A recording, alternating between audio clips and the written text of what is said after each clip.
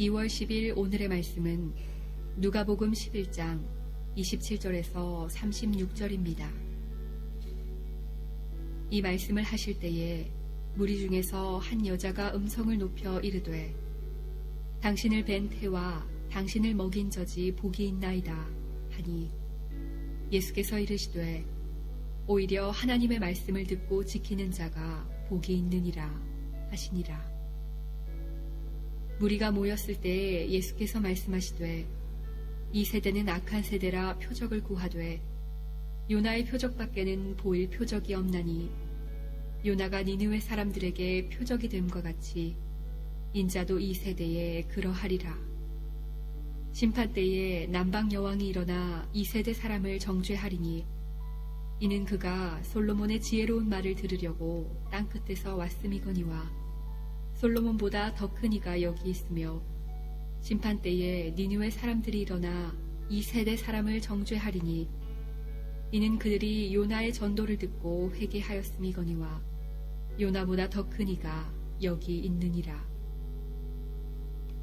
누구든지 등불을 켜서 꿈속에나 말 아래에 두지 아니하고 등경 위에 두나니 이는 들어가는 자로 그 빛을 보게 하려 함이라. 내 몸의 등불은 눈이라. 내 눈이 성하면 온몸이 밝을 것이요 만일 나쁘면 내 몸도 어두우리라. 그러므로 내 속에 있는 빛이 어둡지 아니한가 보라. 내 온몸이 밝아 조금도 어두운 데가 없으면 등불의 빛이 너를 비출 때와 같이 온전히 밝으리라 하시니라. 아멘. 오늘 본문 시작하는 27절 보면 이 말씀을 하실 때에 무리 중에 한 여자가 예수님께 이야기하는 그런 장면이 나오죠. 이 말씀이라는 것이 어떤 말씀? 바로 위에 지금 이어지고 있는 그런 상황이에요. 어제 본문을 통해서 보았잖아요.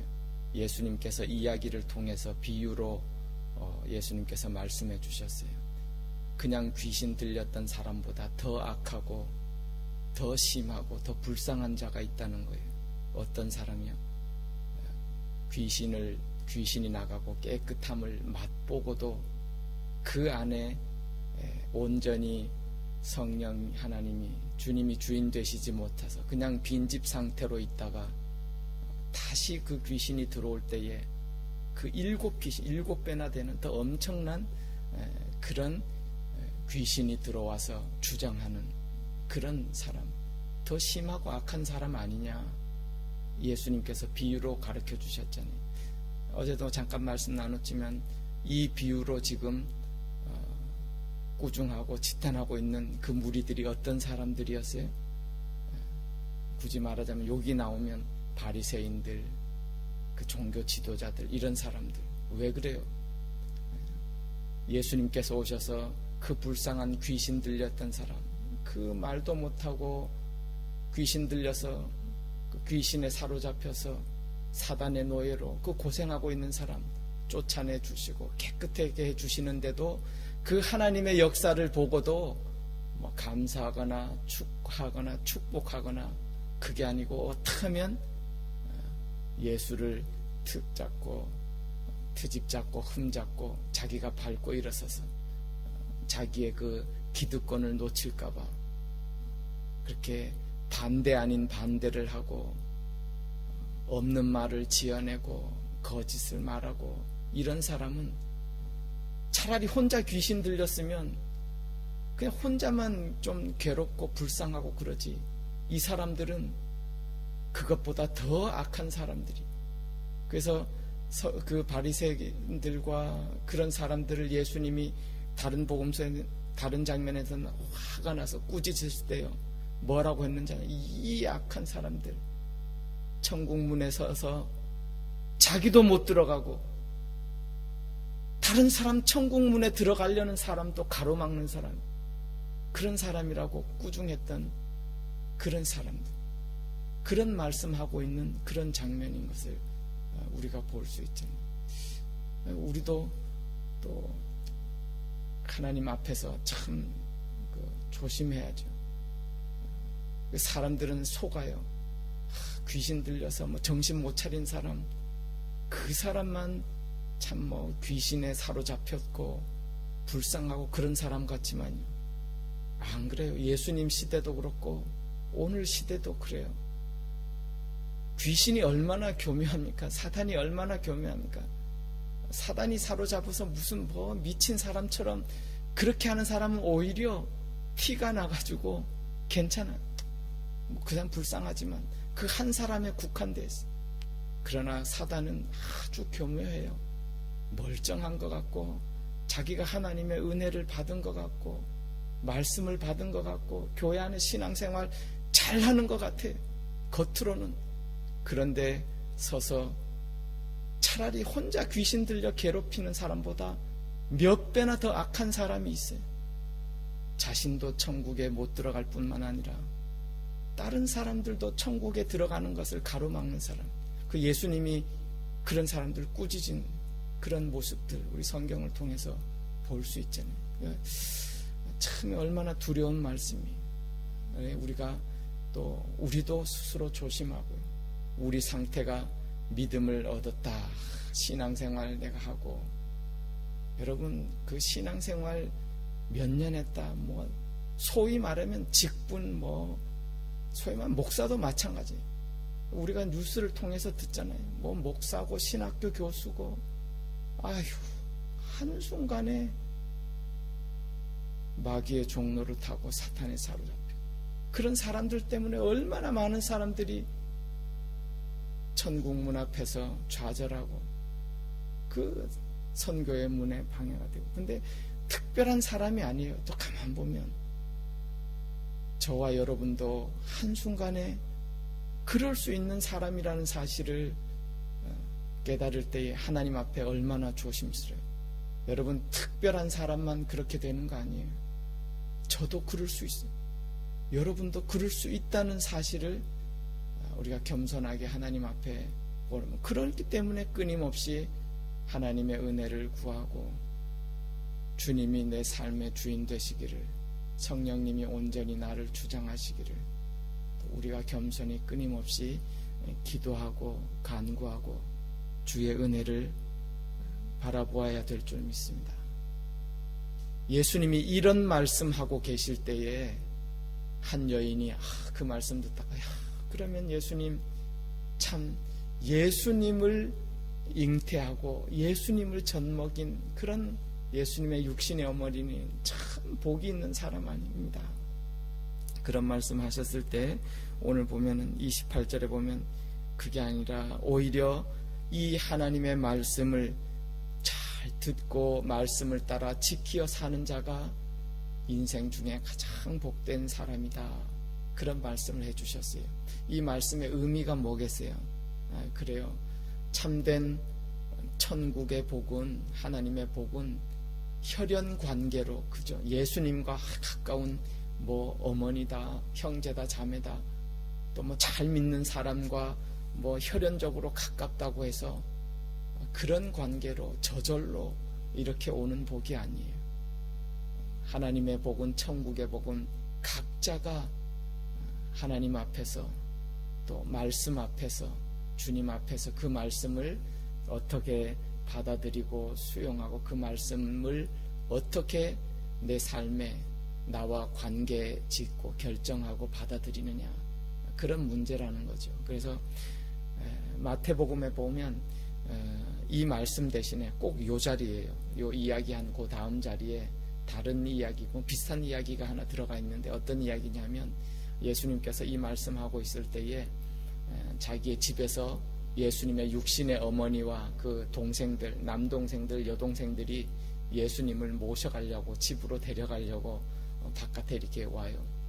예수님께서 그러면서 사람을 보내가지고 예수님께, 예수님, 당신의 엄마, 동생들이 지금 와서 밖에서 예수님을 모셔가려고 오셨습니다. 그때에 예수님이 그런 말씀 해주시오. 누가 내 형제요, 자매요, 어머니냐? 여기 있는 제자들 가리키면서 하나님의 말씀을 듣고 하나님 뜻대로 행하는 자가 진정 내 형제요, 자매요, 모친이다. 그렇게 이야기해 주시는 말씀이 마태복음에는 나와요. 이 말씀도 잘못 오해하면 안 돼요. 예수님은 야 육신에 그냥 피도 눈물도 없고 그런 걸 다 부인하냐, 그런 말씀이 아니에요. 예수님께서 하나님 안에서 다 형제 자매된, 하나님의 말씀 안에서 말씀을 지켜서 하나님 안에서 다 형제된 그 관계를 말씀하시다가 육신의 그 형제 자매들이 왔을 때에 사람들이 놀래고 저 사람들은 예수님과 더 가깝구나, 그런 오해할까봐 예수님께서 말씀해 주신 거예요. 하나님의 복은, 천국의 복은 뭐 그런 혈연 관계로 맺어지는 게 아니에요. 그 관계로 더 가깝다고 더 좋아지는 것이 아니고, 각자가 하나님 앞에서 하나님의 말씀을 어떻게 받아들이고 지키고 행하느냐, 거기에 달려있다라는 사실을 가르쳐 주시려고 말씀하고 있는 것을 볼 수 있습니다. 여러분, 혈연적인 관계 물론 얼마나 중요해요. 혈연적으로 또 좋은 관계 속에 태어난 것, 그것 무시할 수 없죠. 감사합니다. 조금 전에도 우리가 뭐 조금 말씀드렸지만 세상이 얼마나 악해요. 어떤 부모는 막 자녀들을 때리고 죽이고 뭐 어떻게 그런 일이 일어나는지 모르겠어요. 또 며칠 전에도 뭐 자신의 어린 아들을 그냥 막 죽이고 뭐 그런 일도 일어나고, 뭐 그런 것뿐만인가요? 세상이 또 얼마나 악해요. 어떤 자식들은 부모의 돈 다 빼앗고 재산 다 뺏고, 그런 다음에 부모를 그냥 어디 갖다 버리고, 아니 모른 척하고. 그래서 지금 한국에서 효도법이라는 것을 지금 뭐 새로 뭐 만들려고 그러고 막 그러지. 그런 것 비하면 저도 그렇고 여러분들도 어떤 의미에서 이렇게 정상적인 좋은 부모님하고의 관계, 자녀하고의 관계, 이런 관계 속에서 살다는 것도 하나님의 은총이죠. 은혜죠. 우리가 어떻게 할 수 없는 이런 혈연적인 관계, 좋은 관계 맺어진 것, 하나님 앞에 감사하지. 그거 무시하자는 것 아니에요. 뿐만 아니라 우리가 태어나 보니까 우리 다 지금 우리 한국 사람, 한국 나라의 또 민족으로 태어난 것 감사하죠. 오늘도 이런 문명 세계라 그러지만 아프리카의 그 수많은 나라들 보십시오. 얼마나 비참한 그런 생활을 사는가. 그런 국민으로 태어났으면 어떡할 뻔했겠어요. 그러니까 또 그런 것 물론 감사하고 또 하나님 앞에 또 기억하고 감사하고, 그건 마땅한 거예요. 그러나 그것보다 더 본질적인 거 있어요. 예수님이 해주셨는 것처럼 우리 각자가 하나님 앞에서 하나님을 또 예수 그리스도를 어떤 관계로 모시고 내 각자가 어떻게 결정하고 말씀을 받아들이고 지키느냐, 거기에 달려있다. 주님이 우리 가운데 말씀해 주고 계신 것을 볼 수 있습니다. 그런 이야기를 쭉 주님께서 말씀해 주시고요. 29절 이하에 보면 예수님께서 무리에게 또 이런 말씀을 하죠. 이 세대가 얼마나 악한 세대인지, 그런 말입니다. 여러분, 뭐가 악이에요? 결론적으로 말하면 선하신 예수 그리스도, 주님을 받아들이지 않는 그런 거 다 악한 세대이죠. 이 세대가 악한 세대다 그러면서요, 이런 말씀하고 있어요. 31절에 보면 심판 때에 남방 여왕이 일어나서 저들을 정죄할 것이고, 32절에 보면 심판 때에 니느웨 사람들이 일어나서 이 사람들을 정죄하리라. 이게 무슨 얘기냐면, 우리가 금방 하잖아요. 남방 여왕은 솔로몬의 지혜의 말씀을 듣고자 그 멀리 그 말씀을 사모하면서 솔로몬에게 나왔던 그런 모습 볼 수 있어요. 니느웨 사람들은 어떤 사람들이에요? 요나의 전도를 듣고 회개하고 금식하고, 그래서 하나님의 은혜를 믿고 구원받았던 그 모습, 그 이야기. 그럼 가만 보십시오. 어떻게 보면 솔로몬에게 주셨던 하나님의 말씀, 다 어떻게 보면 예수 그리스도의 그림자와 같은 그런 말씀, 그런 말씀 듣고도 감격하고 감사하고 그 말씀 들으려고 쫓아와서 말씀을 듣고 그런 사람이 있어요. 니느웨에 있었던 사람, 참 악하고 죄를 짓고 그런 사람이었지만 요나의 전도를 듣고, 요나의 전도라는 거 우리가 알잖아요. 이야기.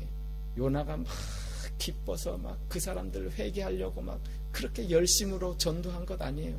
가기 싫은 거 도망가다가 어쩔 수 없이 하나님께서 그냥 강권하셔서 니느웨에 가가지고 저 사람들 이 말 듣고 회개하면 진짜 안 되는데, 그러면서 억지로 전한 그 전도의 말씀을 듣고도 저들은 회개하고 하나님 앞에 돌아왔어요. 그런데 성경에 나오는 이 사람들, 하나님의 아들 예수님이 직접 오셔서 예수님을 보고도, 예수님의 말씀을 듣고도, 예수님이 행하는 일을 경험하고도 예수님을 부인하고 예수님을 받아들이지 아니고, 얼마나 이 약한 세대인가. 그러므로 심판때에 남방 여왕이, 니느웨 사람들이 오히려 저들을 정죄할 것이다, 그런 말씀하고 계시는 것을 볼 수 있습니다. 한 가지 더 말씀하고 계시죠. 33절 이하에 그런 보면서, 누구든지 등불을 켜서 빛나도록 위에 이렇게 두듯이, 등불이 밝아야 이게 온 세상을 환하게 비추듯이 너희 몸을 환하게 하는 너희 몸의 등불은 뭐라고요? 34절에 너희의 몸의 등불은 눈이다. 그러니까 이 비유의 이야기의 핵심은 그것이에요. 여러분이 정말 환하고 참된 빛 가운데 거하시기를 원하십니까? 그러면 등불을 밝혀야 돼요. 근데 우리 몸의 등불이 뭐라고요? 그러면 눈을 밝혀야 돼요. 그게 무슨 말씀이겠어요? 눈을 바로 떠서 참 생명, 참 진리 대신 예수 그리스도를 온전히 바라보고 그 빛을 받아들일 때에 우리 온몸이 환하게 된다, 그런 이야기예요. 여러분 가만 보십시오. 사람들이 왜 어둠 가운데 가요? 똑같은 현실을 보고 똑같은 사건을 보고도 전부 다 눈이 비뚤어졌어요. 눈이 멀었어요. 진리를 보지 못해요.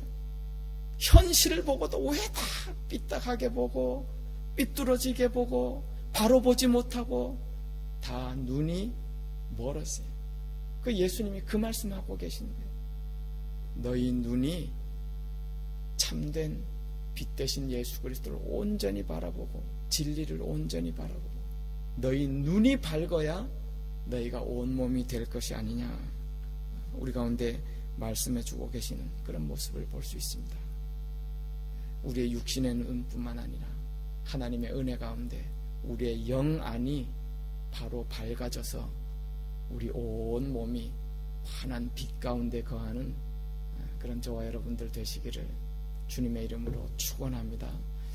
우리가 알듯이 헬렌 켈러 얼마나 불쌍한 사람이었어요. 그렇죠? 눈 멀고 귀 멀고 벙어리. 사람들이 물어봤죠. 그랬더니 그 헬렌 켈러의 대답 우리가 잘 알잖아요. 정말 불쌍한 사람은 육신의 눈이 멀거나 육신의 귀가 어두운 사람이 아니, 두 눈 멀쩡하게 뜨고도 그 마음에 참된 영안이 없어서 진리를 진리로 바로 보지 못하고 진리 대신 주님을 바로 보지 못하고 그래서 참된 비전을 갖지 못하는 사람, 그 사람이 정말 불쌍한 사람인 것 같습니다. 헬렌 켈러의 말을 우리가 기억합니다. 오늘도 우리가 주님 앞에 나와서 기도하고 사모하고 빛 대신 주님께서 우리의 눈을 밝게 해주시고 우리가 믿음 안에 참되게 거할 때에 빛 대신 주님을 온전히 사모하고 바라보고, 그래서 우리가 현실과 사건 가운데 진리를 바로 보면서 또 진리 안에 거하고 온 몸이 밝아서 또 주님의 영광을 드러내며 살아가는 그런 또 귀한 삶 살아가실 수 있기를 주님의 이름으로 축원합니다. 기도하겠습니다. 하나님 감사합니다. 오늘도 주시는 이런 말씀들 속에서 내게 주시는 주님의 음성을 듣습니다. 하나님, 우리 가운데 은혜 베풀어 주셔서 우리의 눈을 밝혀서 진리 되신 주님을 온전히 바라볼 수 있도록 인도하여 주시고, 진리의 말씀을 온전히 바라보고 그 말씀을 잘 듣고 지키어 행함으로 말미암아서 빛 가운데 거하는 그런 우리의 삶이 되도록 주님 축복하여 주옵소서. 감사드리옵고 예수님의 이름으로 기도드리옵나이다. 아멘.